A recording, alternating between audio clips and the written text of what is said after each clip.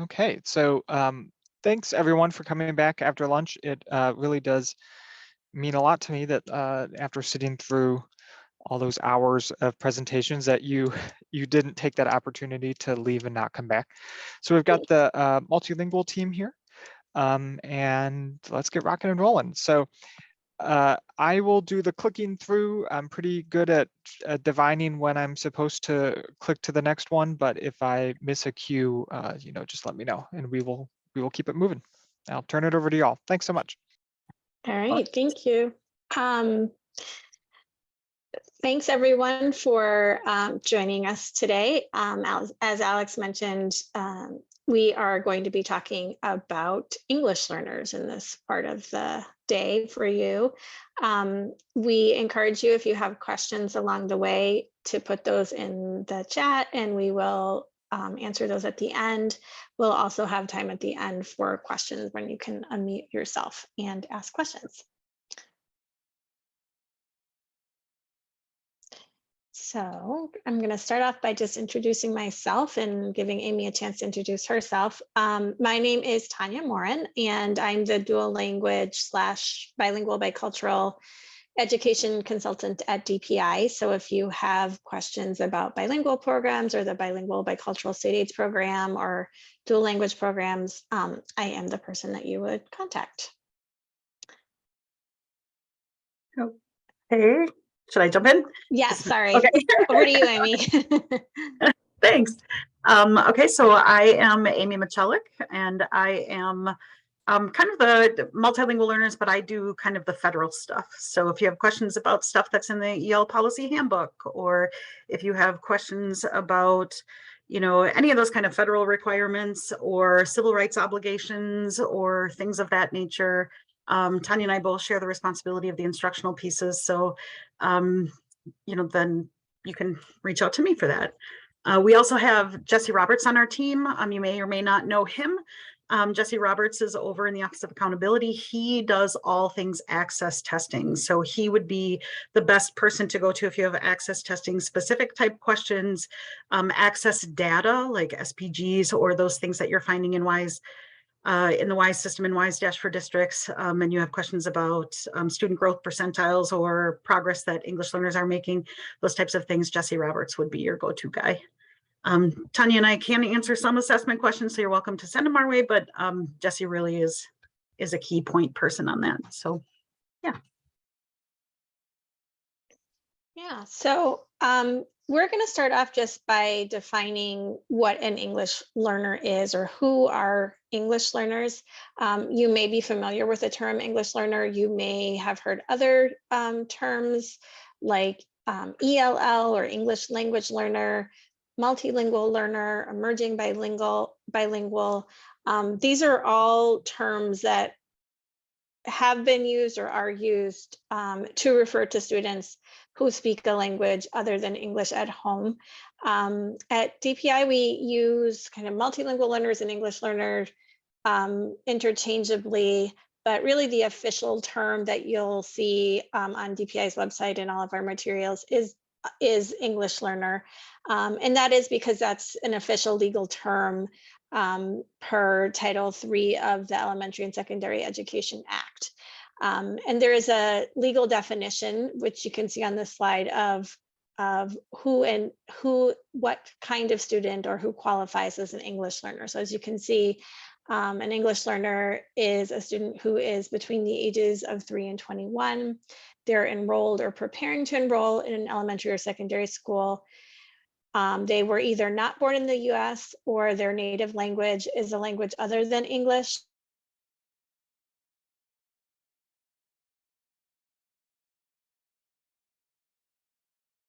May be sufficient to deny them the ability to meet state's proficient level of achievement on state assessments, the ability to successfully achieve in classrooms where language of instruction is English, or the opportunity to fully participate in society. So if you have students that meet those criteria, then they are considered English learners. And schools and districts have certain legal responsibilities that they must meet when serving these students. And so we'll review what those responsibilities are during the rest of this presentation. So I'm going to pass it over to Amy. Sure. So what Tanya and I have done is we put together a list of our alphabet soup, our acronyms, so to speak, and we thought we'd kind of do some fun interactive stuff. So if you are out there and like to put in the chat, if you can tell us what some of these mean. I know that you kind of got a sneak peek on the EL as English learners, but do you know what any of the other things are that are listed on this slide? Throw it in the chat for us.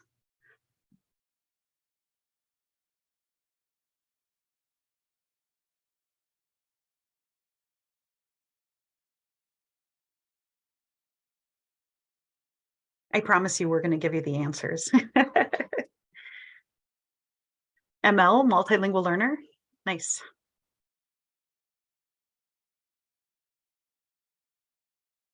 I like how you wrote that, Nicole. DLL, dual language learner. Okay.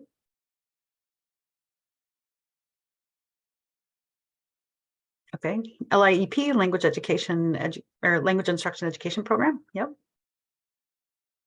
ESL, English as a second language.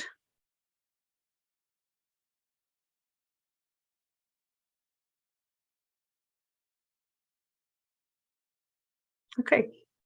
So it does look like you're familiar with a couple of the terms, but I'm gonna, for the sake of time, we're gonna jump right into the HLS, home language survey. Good job. Yay. Oh, now we're on fire. Access is the multi-part test, the domain test, all the domains of language. Yeah. A lot of this we'll talk about as we go, but we want to make sure that we kind of front load a little bit some of the jargon that we use. Okay, so I'm gonna share my answers. Go ahead, Alex, if you don't mind going to the next slide. So here they are. This is a lot of the terms that we use when we're talking about English learners. ELP, English language proficiency, ELD, English language development, DLL, dual language learner, ML, multilingual learner. Access for ELS, that is the assessment, the proficiency assessment. WIDA screener, assessment used for identification of ELS. LTEL, this is one that a lot of people get tripped up on, long-term English learner. And this is an English learner who's been in programming for quite a while. Generally, there's not a definition for that, but somewhere between 5 and 7 years is usually kind of the standard. Each state kind of has their own way of identifying what's a long-term English learner. ELDS, you probably heard a lot about this last couple of years. English language development standards, home language survey, language instruction program. That's like your EL program or your ESL or bilingual program. The LIEP crosswalk. That's a document we'll talk about. Bilingual, bicultural, English as a second language. Exit reclassified is when an English learner status is changed from formerly English learner to, an exited English learner.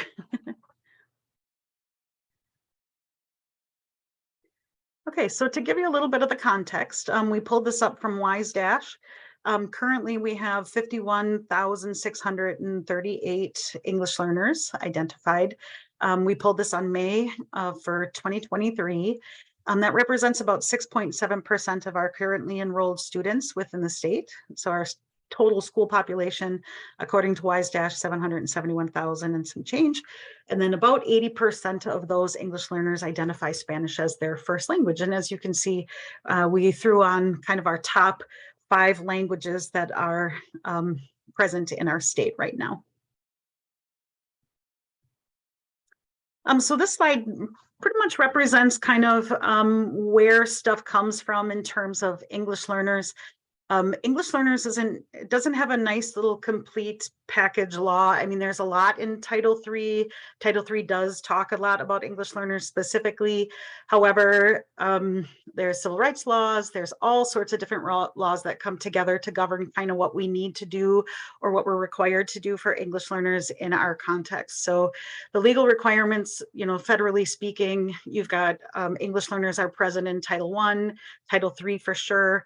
The Civil Rights Act of 1964, the Equal Education Opportunities Act, Lau versus Nichols. Lau versus Nichols is kind of the grounding and foundational court case that kind of solidifies that we have to have language programs at play in our district.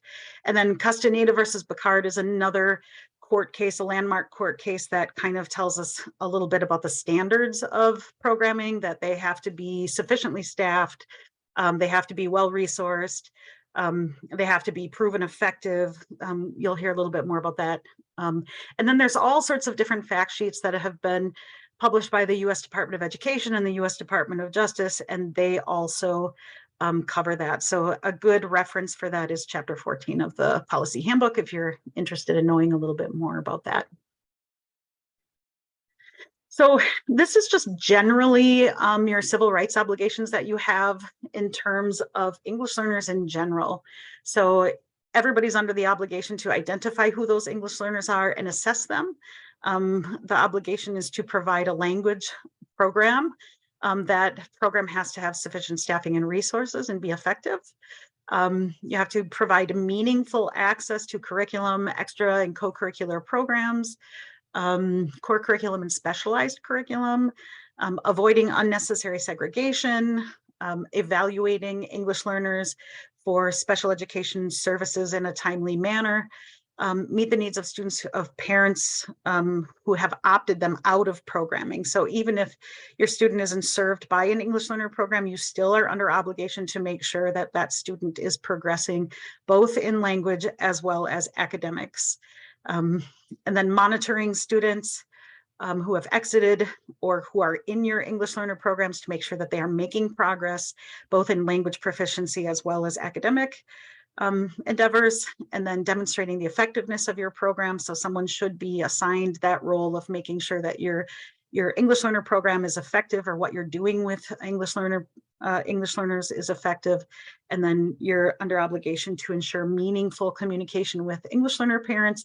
And that is basically providing them with information in a language that they can understand.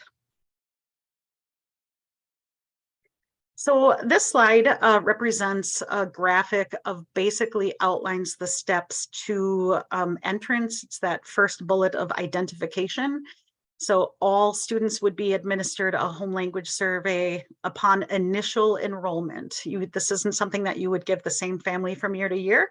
It's a one-time deal. The first time they enroll in an LEA, they would get the home language survey. Based on the results of that survey, they would either be screened or not screened. And then the screener is actually what determines whether or not language is the barrier to education. And then this process is really what's going to identify whether or not an English learner is an English learner. And you can find this graphic in our English Learner Policy Handbook. So we are required under ESSA to have a standardized procedure. So we do have a whole chapter that is dedicated to the home language survey. So really this home language survey it can be altered in format, but not so much content. That the guidelines for that are outlined in our chapter 1 of the EL Policy Handbook. But the home language survey is really to try to find out and parse out the use of language in the home. This is the very first step to identifying students that may need language support. But this home language survey is designed also to specifically, and if you look at that, that is the actual home language survey. At the bottom, it also addresses the needs of the parents. So this is really kind of step 1 of figuring out what parents in your district may or may not need language assistance. So a lot of districts will keep kind of a spreadsheet of who those families are and if they need written translation or oral interpretation. So really the home language survey serves a couple of purposes. It's not only to identify kids that need the support, but also aids in helping districts understand what the preferences of language support are for parents. So there should be a procedure in district where somebody would be reviewing these sheets and then keeping track of that so everybody knows what needs to take place. I would also say if you do need any language support for the home language survey, we do have multiple translations of the home language survey available on that same EL Policy Handbook on the DPI website, which I think we do provide a link. Yeah, it's right on there. Okay, so you'd be able to access those and use those. So Okay, part of the procedure for entering for identification is a parent notification. This is a requirement under Title I. Specifically, there are a lot, and I know that there's a lot of bullets on this page, but this is kind of what is required in that parent notification. So your student gets placed in a language program. I mean, you go through that process. A student gets placed in a language program. You are required within 30 days to notify that parent of their placement. And included in that notification are all of these different bullet parts, like why, how you identified their child, that you're placing them in a program. What are the programs? What are the options of programming? How is my child doing academically? What's their language proficiency level? How long does it take the typical student to exit programming? As you can see, I'm not going to go through every single one of these bullets, but most of these bullets, well, all of these bullets need to be included in your notification. The law specifically says, though, that three of those specific bullets must be provided in writing. So if you look at the last three, that's just the parent's right to opt out of the program. They can be removed from the program. They can decline to enroll their program, so they can refuse services. They can technically refuse any or all services that you may be offering. And then you should have some means to assist parents in selecting a different program if you have different programs available. I did create a new tool for people who want to kind of do a self-assessment about their current procedures and process. It's linked in this document. There's a lot of considerations in there. If you want to take a look at your entrance letters or your, those procedures, your notification letters that you have for your English learners, that's a great tool to use as kind of a checklist to make sure you're really informing parents of all the things that you're required to share with them.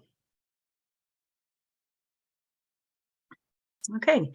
So like I had mentioned, it's a really good idea for somebody to have that oversight of determining whether or not your program is effective, right? You are under obligation to make sure your program is effective.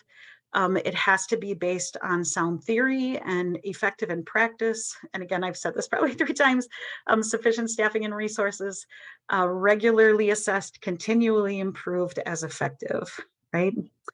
And you have to prove you have to be able to demonstrate success in meeting the needs of ELs through their attaining of content knowledge, as well as their growth in language proficiency.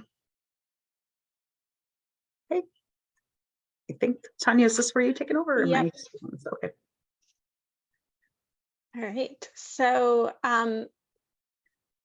as Amy just explained, schools are required to have effective programs for their English learners. And we typically refer to these programs, at least at DPI, as language instruction educational programs, or LEP. So if you hear that term, that's what we're talking about. We're basically talking about what your plan or program is for meeting the needs of English learners. You may have more than one LEP or program type at your school. There may be for different. One student may have multiple LEPs available to them, or you may have different LEPs for different groups of students. We developed a crosswalk called the LEP crosswalk, and it lists all of the program models that you can choose from, all of the LEPs that you can choose from. This list is based on what research says about what program models are effective for English learners. So this is the list when you are developing your programming for English learners. You should refer to that crosswalk in order to figure out what type of program makes most sense given the population of students that you're serving and your objectives for those students and for the program. We've also developed 2 flowcharts, which you can use to you'll answer a series of questions and it will tell you kind of what program model might make most sense for you based on, and the one of them is based on the language of instruction, one is based on your objectives. And so it will help you based on kind of like how you're envisioning your program and what you're running the program to accomplish for your students. So it can help you figure out which program model you would make most sense to implement. The one thing I did want to note is the crosswalk is divided into two main program types or categories. So bilingual programs and ESL programs. Bilingual programs are ones that offer instruction in both English and the student's home language, whereas an ESL program would offer instruction mostly or only in English.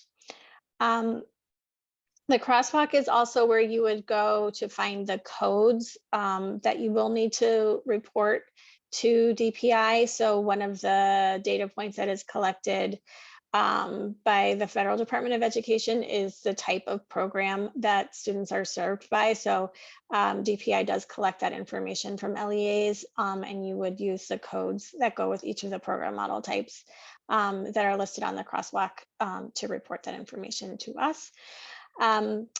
The Chapter 8 of the EL Policy Handbook has more information about LIEPs and what it means for them to be effective. We also, Amy and I recently recorded a webinar that provided much more detail about what the LIEP crosswalk is and how it's organized and what it all means. So if you do want to know more, we encourage you to check that out. And I also put a link to the EL Policy Handbook in the chat because we are referencing it a lot throughout this webinar.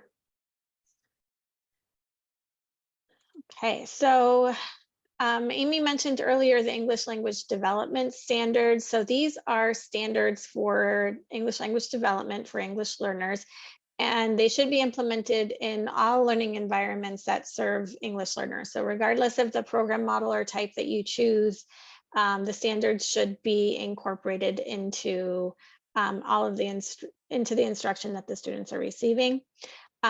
We are required as a state to adopt these standards. This is a requirement that comes from Title I of the Elementary and Secondary Education Act as authorized under the Every Student Succeeds Act, or ESSA. Wisconsin went through the adoption process during the 2020-21 school year, and the standards that were adopted are the WIDA English Language Proficiency Standards, or the WIDA English Language Development Standards Framework.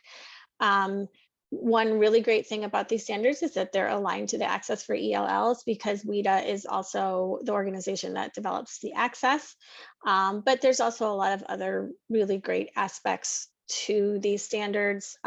They are really designed to show how the English language development can happen within the context of content area instruction.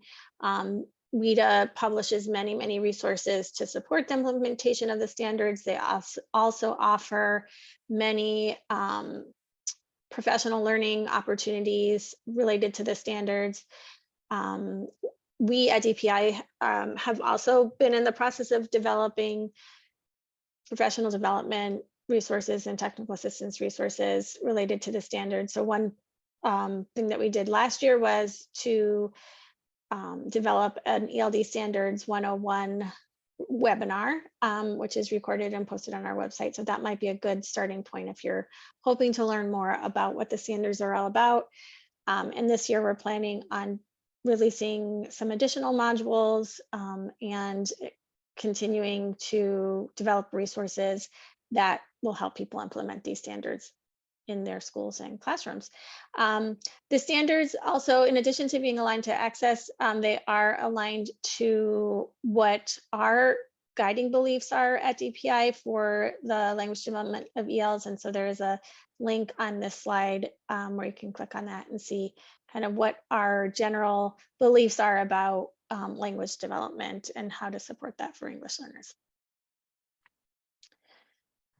So as was mentioned previously, the access for ELLs is the English language proficiency test that is used in the state of Wisconsin. So all states are required to assess the English language proficiency for their identified English learners annually, including for students whose caregivers have refused services. So even if they have said they don't want their child receiving services, they are still considered an English learner, and they have to take the access every year until they exit from EL status. So we are required by federal law to use a state-defined English language proficiency assessment, and the one that was chosen for Wisconsin was the access for ELLs. The annual assessment window is between December and February, and you should check in with DPI's Office of Student Assessment for the exact dates every year. And again, Jesse Roberts, whose information we shared earlier, is really the person who handles the access for ELL. So definitely get in touch with him sooner rather than later to find out what you might need to do to get trained to give the access, and what to get on his radar to be able to get all the information you need to stay up to date on everything access. There's also a lot more information about the access in chapter 5 of our EL policy handout, or excuse me, handbook.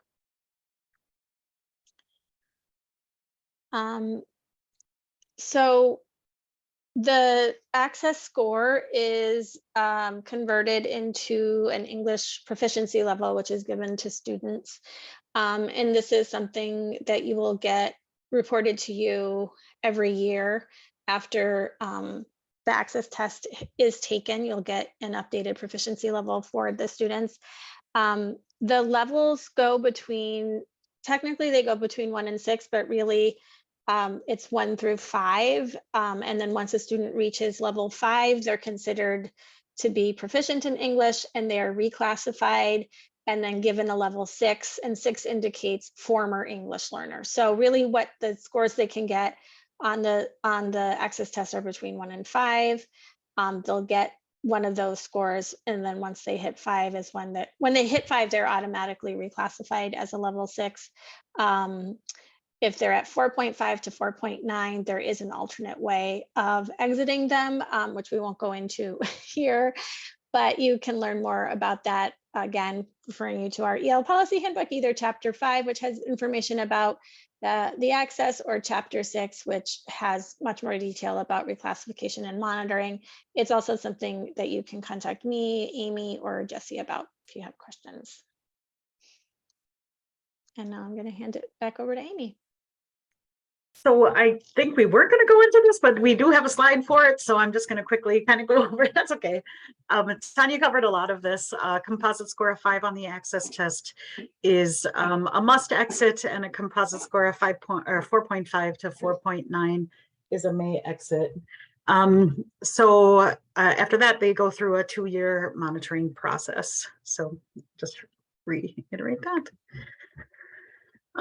We do collect a lot of data. There's a lot of data requested from EdFax through through the federal granting system. There's a lot of different data that is required to be submitted to DPI. Access a lot of different files for just access data alone. We collect data on how long students have been in programming. So we're looking at long-term English learners, primary service LIEP. There's a lot more information about this data collection, especially for LIEP, in that webinar that Tanya had mentioned earlier. I'm not going to go into a lot of big detail. We do collect primary service, and now you actually have an option to tell us what their secondary LIEP is. We do collect languages spoken.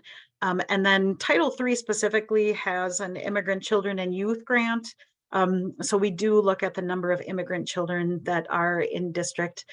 This is kind of the highlights of some of the data that we collect in terms of English learners, and but this isn't an exhaustive list by any means. So there's probably about 15 different files that we look at annually that support just English learners in general. There are some pretty strong engagement, family engagement type requirements, both in Title I and Title III. So if you have a language instruction program, and if you haven't, even if you had one identified English learner, you would still have to have a language program. So you are required to hold and send notice and hold regular meetings. And regular meetings is defined as at least two. Annually to gather and respond to recommendations from parents. So really this is about continuous improvement of your effective language program. So those meetings are specifically, they go into detail about getting sort of parent feedback on your programming and how you're doing with your programming, or suggestions from parents, those types of things. So you should be holding regular meetings, giving notice, and holding regular meetings with your English learner families. Title III specifically has family engagement requirements as well. And that family engagement is grounded in making sure that families can meaningfully engage in the education of their children. So it really should, family engagement under Title III really should have a strong connection to the content that is being taught in the classroom.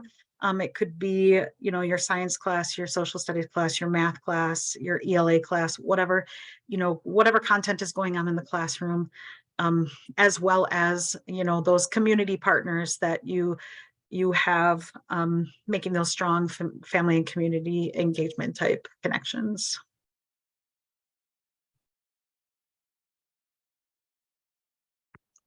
All right. So I will talk a little bit about the state bilingual education requirement. We've talked a lot about what the federal requirements are. We are lucky in Wisconsin because we do have a state law that calls for bilingual education and has even some funding set aside to encourage schools to provide bilingual education for their students. And so again, bilingual education is when instruction, at least some instruction, is offered to students in their home language. And we know that this can be a really important tool for helping kids maintain their language and become fully bilingual and biliterate. It is also a way of supporting their access to academic content while they're in the process of learning English. And just in general, it's a very asset-based way of approaching EL education, and that you're really building on one of the biggest strengths that English learners bring with them, which is this really rich linguistic resource that they have. So the specific state statute is Wisconsin Statute 115.95. And what it does is it establishes some threshold numbers. So when this number of students from a certain language group is met in a certain grade band, then the school is actually required to offer bilingual programming. So if there are 10 students in grades K through 3, 20 students in grades 4 through 8, or 20 students in grades 9, 12, the district should offer these students bilingual programming or bilingual services. There's a whole process that you have to follow, and I'm happy to, if you reach out to me, I can go over that with you. But basically what you would need to do is create and communicate a plan for bilingual bicultural programming, and then submit it to me. Once it's approved, you would be eligible for reimbursement of a percentage of the costs of the bilingual program. So there's more information on the VPI's BLBC webpage, and you're also welcome to contact me directly for more information about that. Okay, so the next thing I wanted to share was just encouraging you to engage in some professional learning around English learners, and to make you aware of some opportunities that we have available in the state. As I mentioned, WIDA has a plethora of trainings related not just to the access tests, but also to the standards, and then also many other topics related to English learners and working with English learners in different contexts. We do purchase a self-paced workshop package, and so any public school teacher or educator in the state does have access to that. So those are great trainings to either do on your own, or you can, do as part of a group. So I'd encourage you to check those out if you're wanting to learn more about working with English learners. WIDA does also offer some facilitated workshops, so we're bringing them in to offer some facilitated workshops this year related to the standards. So be on the lookout for information about those opportunities. There are also the CISAs have EL networks, and they also have consortia for districts whose Title III funds are less than $10,000. So they pay into the consortia, and then they get some professional development for that. We also have an EL stakeholders group that we meet with periodically. Amy maintains a Title III listserv, so you email her if you'd like to be added to that. I maintain a BLBC listserv, and you can click on the link here to join that, or else you can just contact me directly about it. Yeah, I would say too, if you want to be part of the EL stakeholders or have any questions about consortia, you may want to reach out to me, because that's kind of my intersectionality with Title III. So I would just add that too. Yeah. So we're about 5 or even possibly 7 minutes over time. So why don't we go ahead and open it up to any quick questions, and then we can keep rocking and rolling. Yeah, we only have one slide left too. There you go.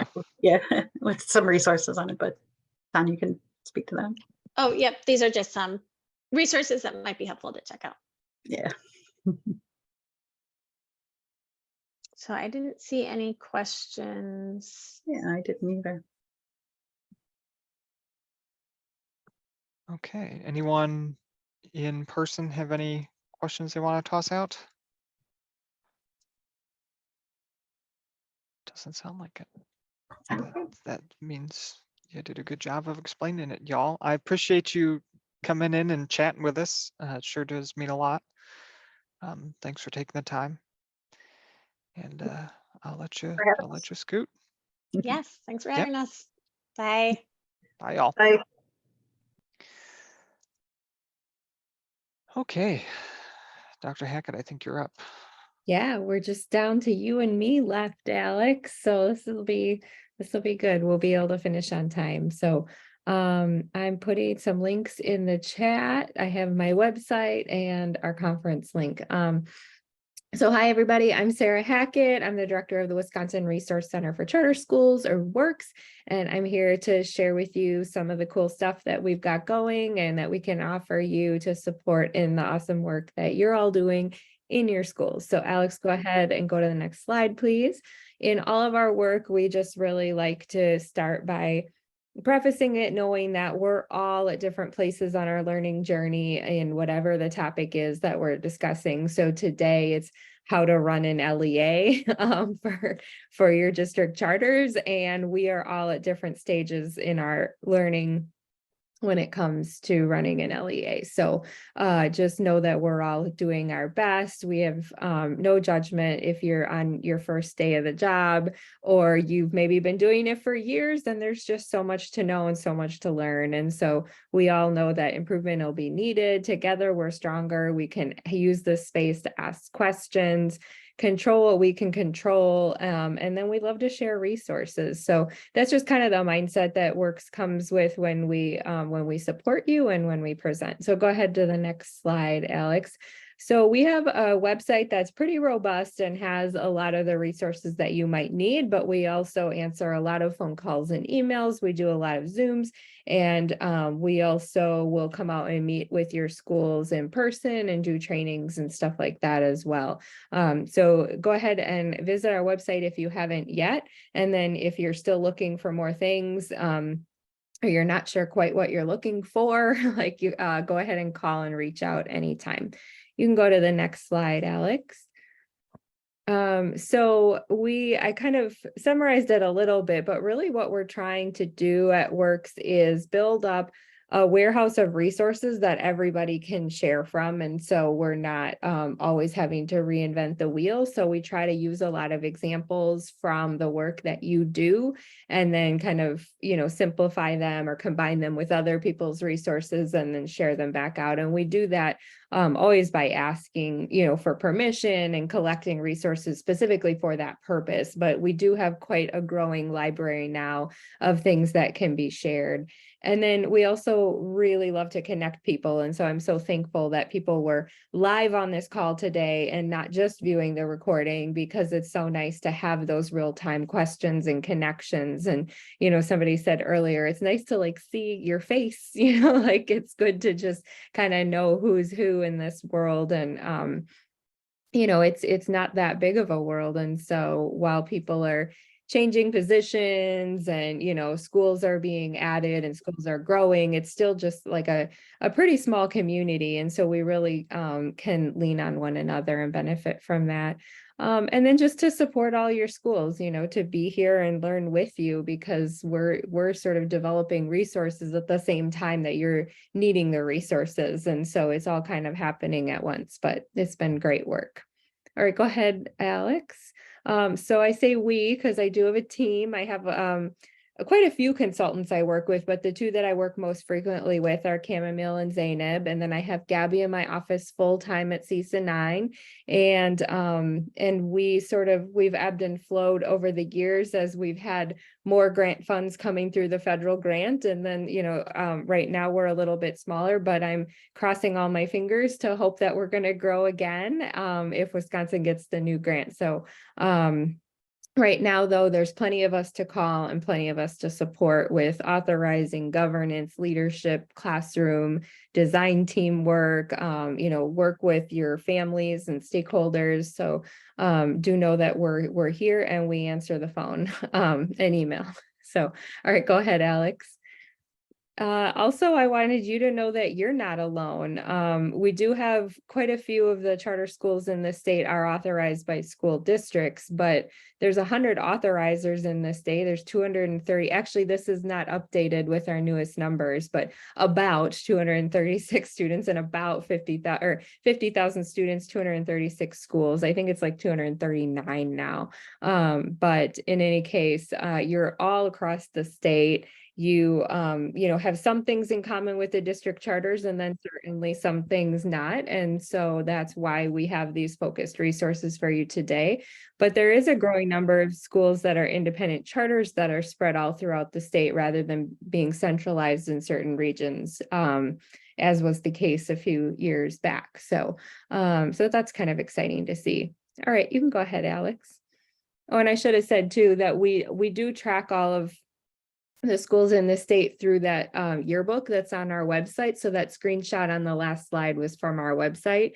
And if you ever want to update your contact info, the school's kind of bio, and any other things like the grade ranges you serve and stuff like that, make sure to reach out because we try to keep it as current as possible.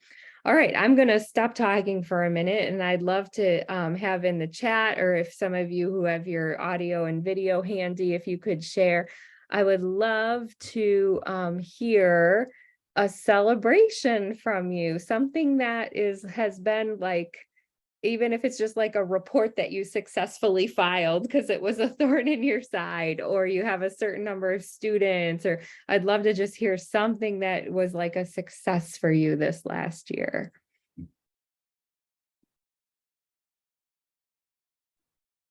I'll jump on quick. So I'm Amy Bulk. I'm the director of Central Sands High School. We had our first year as an independent charter school last year. And so we had, I think, what were lots of successes and really just kind of learning the ropes, because we were associated with a district school previously, like how different it is to be an ICS. And so I think our success and our celebration is that we survived year one. And so looking down the pipeline of this next year, it's like, oh, it's going to be so much easier now. So, yeah. That's awesome. Of course, with lots of support from Works and Alex and the entire DPI team. So ask them questions.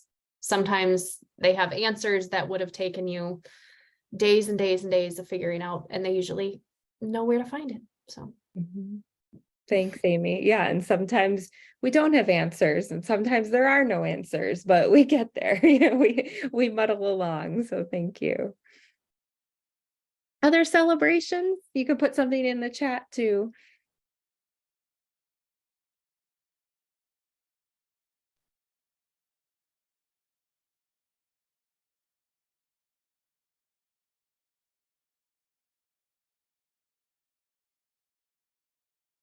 I can share one that we have at Works is that I feel like I've been, as each year goes on, I've been more and more closely connected with some of our independent authorizers who are really, working hard on all of their processes and, their accountability structures and all that stuff so that they're better supporting you. And so it feels really good to be able to be connected with them. And then, some of our district authorizers too. So that's really grown, I feel like.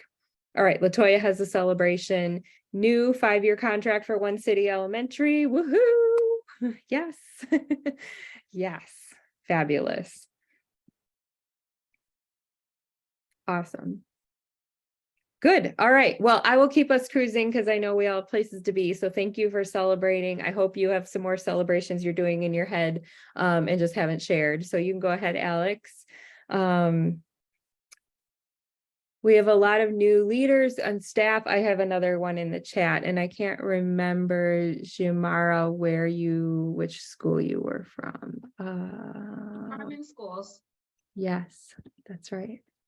A lot of new leaders and staff joining last summer. We're looking forward to going into year 2. Right. Perfect. Yes. That's kind of along the lines of Amy feeling like, okay, we got this. We did a year. So like everybody's a little bit more of an expert now. And that's a really great feeling.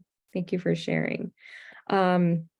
All right, so I mentioned before our website is sort of divided into these buckets for a lot of our resources. So there's you can click on where it says authorizer or governance board or school leader, depending on the type of thing you're looking for. And then within each of those, you'll find sort of the topics. And so that's the main way it's structured. But then there's also events and there's also our YouTube channel and there's the e-courses and there's different kind of places to go digging. But if you can't find something and you feel like it's maybe something that we have laying around and someone else has already shared with us or done the work, feel free to ask. And like we said before, if we don't have it, maybe we'll try to help you create it. So, all right, go ahead, Alex. I'm keeping you busy. I had so many slides here. We also have these charter school competencies. And so sometimes there's the issue of not knowing what you don't know. And so we tried to kind of lay out there, here's all the things that charter leaders are typically juggling. And here's all the things that governance boards are typically juggling. And so, and then we have all of our resources linked to all those competencies. So if you are worried that you're maybe overlooking something, you might want to browse through those competencies and just be like, okay, yeah, we got that. And it's certainly not everything, but it sort of helps divide up the work, I think, a little bit into those chunks and then help you find resources. All right, go ahead. I think I sort of talked through most of this. We do provide personalized support, and we also do professional learning networks. And so we try to find different ways for people to connect with us and then with each other. So we have the events and then we have all those online tools as well. So just know that we're here and we're trying different ways to sort of make sure you have access to things without it feeling like another thing, because I know you have plenty of things. And so, there's not a lot of required ways to engage with Works unless you have the grant, then there's a few things, but we try to be ready when you are. Okay, go ahead. Good. All right. So I pulled a few of our resources. Some of you I know have seen some of these before, but these were ones that I know specifically independent charters and new LEAs have benefited from using some budget stuff, an LEA guide that's sort of broken down into some different subtopics. There's a lot of links in there. We have a policy manual. I know a lot of you are working on policies. And then we have like the contract and benchmarks templates. And so if you're recontracting or just wondering about different parts of the contract, I can help you understand it through those documents as well. All right, you can click ahead.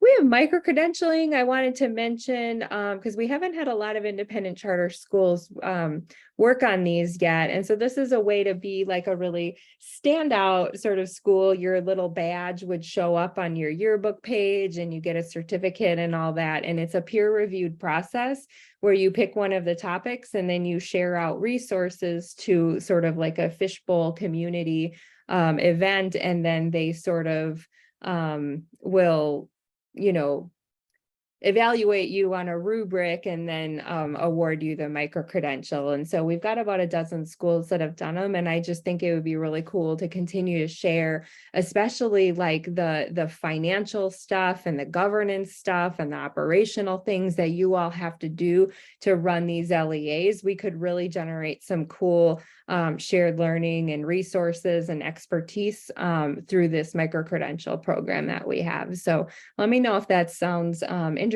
and we can get you going on that as well. All right, we'll keep cruising. We've got a lot of partners. The partners continue to grow. So I just wanted you to know we're not at all trying to do this work in isolation. We've been working for years with national and state organizations, with schools, and we continue to sort of bring people in and learn from our community and sort of be a hub for all the shared knowledge in the state. All right, and we had the yearbook. You can cruise right past that one. All right, PLNs I wanted to talk about. So Alex and I are brainstorming kind of a new version of professional learning networks for independent charter schools that'll combine the work that he does and the support and the vision with some of what we started with our professional learning network. So I'm actually not sure what the schedule will be yet and the topics, but I know that we're cooking something up. And Alex, maybe you already have a slide about this. I didn't even ask you. Okay, well, we're cooking something up. So we will have more times for you all to connect and share. We'll share some dates out soon. But then we also have all these other learning communities with Google groups, quarterly meetings, and you're welcome to join any and all of those as well. And I know a lot of you have, so thank you for that. All right, you can go ahead. We have our conference next week. I happen to be looking at a few of you who I know are registered already. I put the link in the chat. So on Tuesday next week, we're going to have governance and authorizer focused sessions. And then on Wednesday, it's more leadership and classroom focused sessions. We've got a lot of school presenters, some DPI folks, CISA folks. We got a really nice lineup, and it'll be from 8:30 to 1:30, both Tuesday and Wednesday, all virtual next week. And anybody is welcome to sign up, bring your team, it's all free. So we'd love to have you. All right, next. A few other ways to connect. We have a monthly newsletter that goes out that kind of gives you, feeds you all this stuff in real time. We've got our Google groups going. We also present at the State Education Conference, the WASB conference, the Innovative Schools Network conference as well. We also just set up all kinds of individualized things. So I really encourage you to reach out. And if you want to sign up for our newsletter, I'll drop that link in as well. All right. And then Alex, I think I'm just about done. Yeah, I am done. Does anybody have any questions for me? Questions about the conference? I'm going to grab that connect link too.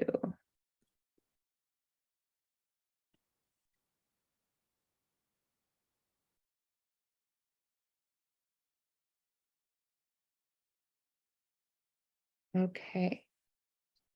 Yeah, I really encourage you to You know, I probably said it 7 times now, but if your school isn't getting our newsletters, I really encourage you to do that. It's a place where you can post jobs. It's a place where you'll see upcoming events, upcoming deadlines. We try to work really closely with DPI and with other sort of, you know, leaders in our state who are offering workshops and stuff like that to make sure that each month you're getting like the most current offerings for some of those things that really matter to your work. So so that's one really easy way. Follow us on social media, that kind of thing. We try to post a lot of resources. So anyway, just try to be connected. I want to be, you know, one more friend, one more number on your, you know, favorites list to reach out when you're having those moments of like, this isn't working, or so yeah, we're here. Cool. Well, thanks everybody. Alex, I think you can bring us home. Sure. So before we start that, Helen from DPI has some slides. So I'm going to stop sharing, and then is Yeah. it possible for Helen to Mhm. share? Yeah, Helen, if you're up for it, I'm just going to make you a co-host. And then now you should be That'd be able to great. click share and then bring it. You can choose just your window or your tab or however you want to do it. All right, let's see.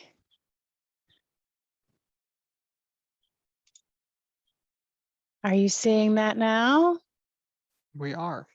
Great. Well, I am just here. My name is Helen Leong. I'm a school administration consultant, and I'm here to put a tiny bug in your ear of something called the Special Needs Scholarship Program. So I just thank everybody for making time today. This is something that may never come up for you, but just in case it does, I wanted you to know that it is a thing. It does exist, and just briefly, how you might encounter this program with your school. So this just gives you a quick glance at our website. So if you get something that says Special Needs Scholarship Program, you can go to the DPI website and just look up Special Needs Scholarship Program. There's a search bar at the top of the site, and then you'd get to our website. So this is a program that allows a student with a disability who meets certain eligibility requirements to receive a state-funded scholarship to attend a participating private school. This program is distinct and separate from the choice programs. I work very closely alongside of them, but this is a different program. And it's much smaller than the choice programs, so that's why you may not have heard of this program previously. We've been around since 1516, so we haven't touched every corner of the state quite yet, but we do continue to grow each year. At the bottom of every page on the website is an email address, and that email address goes to me. It's snsp@dpi.wi.gov. So if you ever have any questions, you can just go to that website and email me. In order to qualify for this particular scholarship program, students have to have an IEP or a services plan that is currently being implemented, or they have to have had an IEP or a services plan that was developed no earlier than September 15, 3 years prior to the school they're applying for. So as an example, for the 23-24 school year, that IEP or services plan could not have been developed earlier than September 15, 2020. So because of this particularized eligibility criteria, that is the reason that you might hear about this program. So we have a process that participating private schools use to verify that that student applicant has a qualifying IEP. And that process is that they send an email to the LEA that created the IEP. So welcome to being an LEA. You may someday get an email that says, this child is applying for the Special Needs Scholarship Program, and this is their particularized information. Can you verify that that student has a qualifying IEP? So that email that you get from the private school should include all of the eligibility criteria as well as that student's information for you to be able to determine whether or not that child has a qualifying IEP. What I have on the screen right now that you're looking at is the requirement that you have as the LEA to respond to that email. So you are required by law to respond within 5 business days of getting this email. If the child qualifies based on that eligibility criteria and the school records, then you would reply to the email to say, yes, they qualify, and attach a copy of that IEP.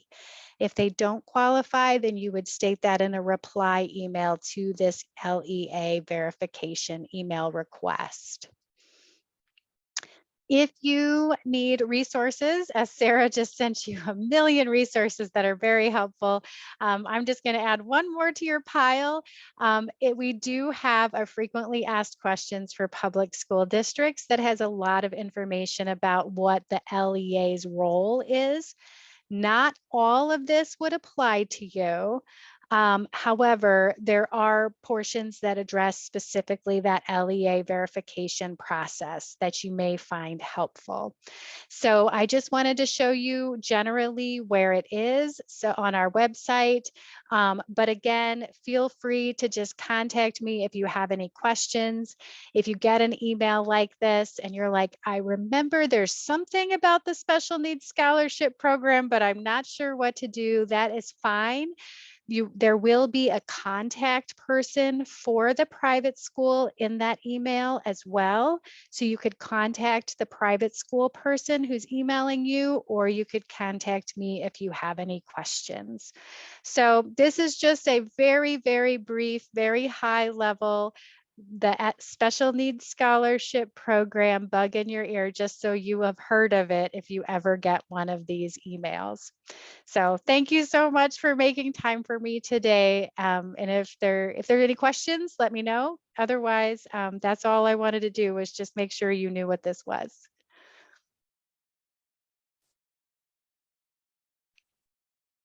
Okay, swell. So I will share my screen again. Can everyone see here? It says Independent Charter School Basics. Brilliant. Okay.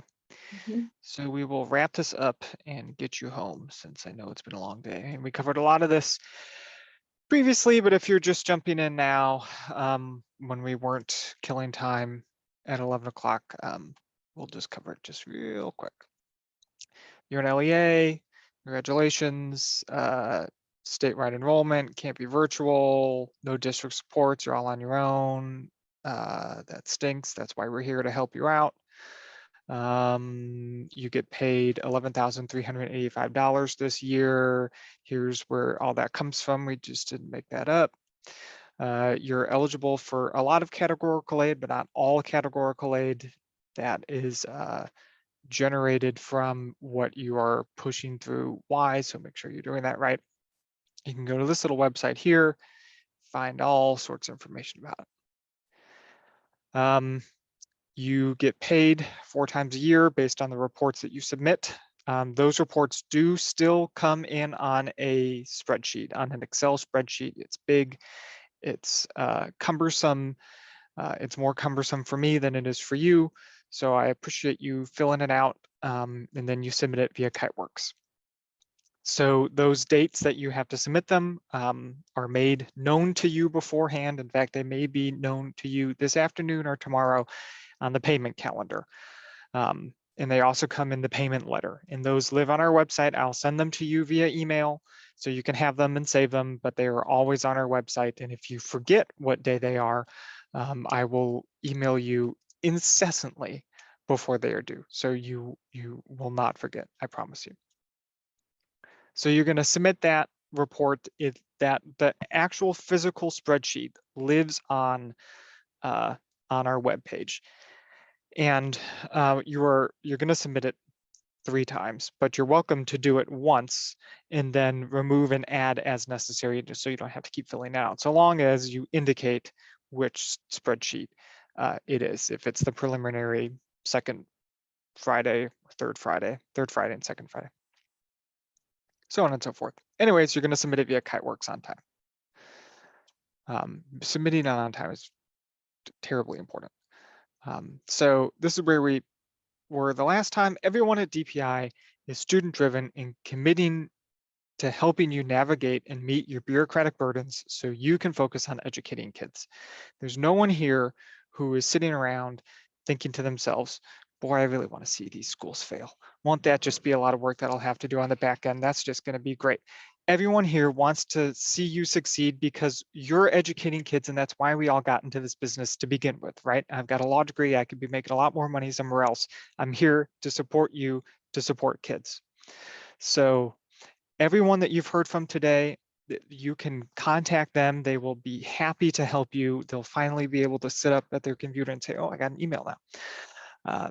So if you don't know where to go, contact me first. And we can talk a little bit about that in a second. So how are you going to know what to do other than this long presentation that you just very graciously sat through? We put out a program calendar that's coming soon. The program calendar is not all-encompassing. It's not exhaustive. It doesn't list everything that you have to do, but it lists almost all of the important things that you have to do, and it's a really helpful guide. And so I encourage you to save it, to know where it lives on the internet. If I have to update it, and occasionally I do, I'll send it to you as an attachment and let you know, hey, this is updated. You'll figure out what you have to do because we're going to email you about it. I have a listserv that lives on an Excel spreadsheet because, like I said, my knowledge of technology stopped in 2013. And so I will add whoever you want me to add to that spreadsheet, and I will email all of them every time I send out an email. Unfortunately, or fortunately, it depends on your view, most of the emails that are going to come from the Department of Public Instruction are going to go to one person, and they're going to go to whoever you put on the school directory. And the reason for that is it saves us a lot of time trying to figure out who all these emails are going to go to. So we send it to the district administrator, and then we trust that that person can dole out the email as necessary to whoever it needs to go to. The benefit of that is then I'm not emailing your transportation person about nutrition, right? So there's benefits to both ways of doing this. The payment letter is really important. The nice thing about the payment letter, the instructions, is that it walks you through line by line how to fill out the form that you submit to us 3 times, and then the audit that you have to do at the end of the year. So we got a question earlier on the chat about the resident pupil district, and the question was, hey, if we've got a student who lives in Kenosha, and then for some reason they decide they want to leave Kenosha, they move out of Kenosha, which would be unfathomable because it's the greatest city in the state. Do we let you know, hey, our student has moved to Racine? The answer is no, you don't, because what matters is where they lived on the 3rd Friday, where they lived on the count date. And so I don't care where they go. If they moved to Racine after 3rd Friday, but before 2nd Friday, then you'll just record them as Racine as their resident student district at that time. It is important, however, that it's the correct district at that time, because we take those numbers that you submit on 3rd Friday and we turn them around to title, and they use those numbers to figure out where the money's going to come from and where the money's going to go. And so if you have a school, and this has happened once, and the school turned it around rather significantly, so I don't mean to shame them, but every student that they had recorded as like Kenosha. And it wasn't the case that all of the students came from Kenosha. So we took, a lot of that title funding. We said, okay, it doesn't go to Kenosha, it goes to this LEA, this ICS LEA. Well, come May, it turns out like only 75% of their students were from Kenosha, not 100% of the students. So that really is a tremendous amount of work on the back end. Please avoid doing that. And I will beg you to do it right. shamelessly for the rest of the time that I work here. So in these last 5 minutes, I have a couple of parting thoughts, and they are what I want you to remember when you think of emailing me. The first thing is that, as I said previously, I don't work on the same system as the cops at the end of the month when they're trying to hit their quota, right? Or this is not the Department of Revenue where like I'm trying to like find more dollars under rocks. I get paid the exact same amount of money if you're 100% in compliance or if you're wildly out of compliance. So it's really a terrible inconvenience to me if you're out of compliance. I do not take joy in telling you that something has gone wrong because now I also have to fix it. I would much rather sit here and read my books, my Flannery O'Connor, and never have to think about you. So please understand that if I am emailing you and saying, hey, something's happened, something's gone on, it's not because I'm just tickled to do it. It's because we really want to make sure that you're in compliance because one, it's the law, and two, there's always the bigger fish that we have to turn around and report it to. And three, just because, you know, we want to make sure that your I's are dotted and your T's are crossed. It's not that we're out here looking for things. It's just that it needs to be fixed, and that's why they pay me to help you fix it. The other thing is we can handle bad news, but we cannot handle surprises. So for example, if you have a report and you know for whatever reason that this report is not going to get turned in on the day that it's going to get turned in. So for example, everyone on this call except for the Mill Creek team has an audit that has to come in on December 15th. Mill Creek, you don't have to do it because you haven't had a full year of operation yet. Everyone else, congratulations, December 15th, you got an audit coming in. If you know on December 1st that there's no way on God's green earth that that thing's going to get done on December 15th, don't wait until December 15th to tell me that, right? Or God forbid, December 16th. Let me know in advance, right? Because then I can turn around. We don't grant extensions. It's still bad, but I can turn around to our higher ups at the department and say, hey, we've heard from Roberson Elementary that they're not going to hit this deadline, but we know they're working on it. They've given us an update. That's a lot easier sell to folks here at the department than, hey, I reached out to Roberson Elementary about this missing audit and they haven't even bothered to acknowledge my email. That's not a good look. And it frustrates us because we got to get this cleared up. We have to talk about it every week, that audit, if it's not turned in. So we don't want to do it either. The other thing is, please keep me informed. If you've got something like good going on, that's great. Let me know about it. But really, if you've got something bad going on, I do not want to read about it first in the state journal. Please do not let me find out about something in the newspaper, on the news, or an angry parent. Like if it's something that's like, we need to know, it doesn't have to be everything. If you've got some angry mom who's coming in there, you know, or angry dad who's coming in and causing a ruckus, I don't care. They may call me, they may not call me. That's fine. I'm going to give them the same line that it's really that we really don't have much to do with it anyways. But if it's something that eventually we're going to find out about, please let us know before, you know, it gets in the news, because then someone comes to me and says, hey, did you know about this thing happening at Roberson Elementary? And I have to sit there blank faced, like, I have no idea. No one ever told me. It's a bad look for me. It's a bad look for you. So please keep me informed. And the last thing is my little elevator speech. And I think the only person who really knows what I do every day for careers like my wife and my boss. So my little speech is, I'm here to help you navigate your bureaucratic burdens so you can focus on educating Wisconsin students. That's it. I really want to see you succeed. I am a firm believer in charter schools. I'm a firm believer in these independent charter schools. I want you to do well. I want you to do well because I want students to do well. I don't have the patience, the time. I don't have the charm to be a teacher. I can't do it. I can't lead a school. I can't do what you do, right? So this is my way, sitting here in this drab little office with these sticky notes, of contributing to education, right? And the way I do that is by supporting you in navigating these legal burdens so you can focus on educating kids. So please do not feel like if you're sitting there wondering, I wonder who I talked to at the department, I'm going to start just emailing people, struggling to find it out. It's a labyrinth, y'all. That's why they pay me. Ask me to figure out who you have to talk to, because then, one, then it actually looks like I do something here. And then two, then you're not frustrated. You're not banging your head against the wall trying to get answers. Let me do that. The other nice thing is I work for the state, so it's pretty hard to fire me. I can pester everyone all the time. If you're not getting answers, I'll email them every day for you. You don't worry about it. Let me know what you need to know, and I will help you find that answer, because that is literally what I do.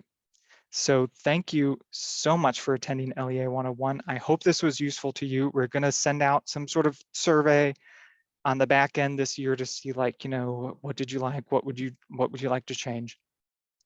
But please know that everyone here at the department has your back, and we are here to help you navigate these burdens. And this burdensome little chore today is only one facet of how we help and support you. And so please utilize our resources. We've got a lot of them, and we are eager to help. And that's it. That's all I got. So thank you so much. If you need me, you know where to find me. Awesome. Thank you. I'm going to stop the recording.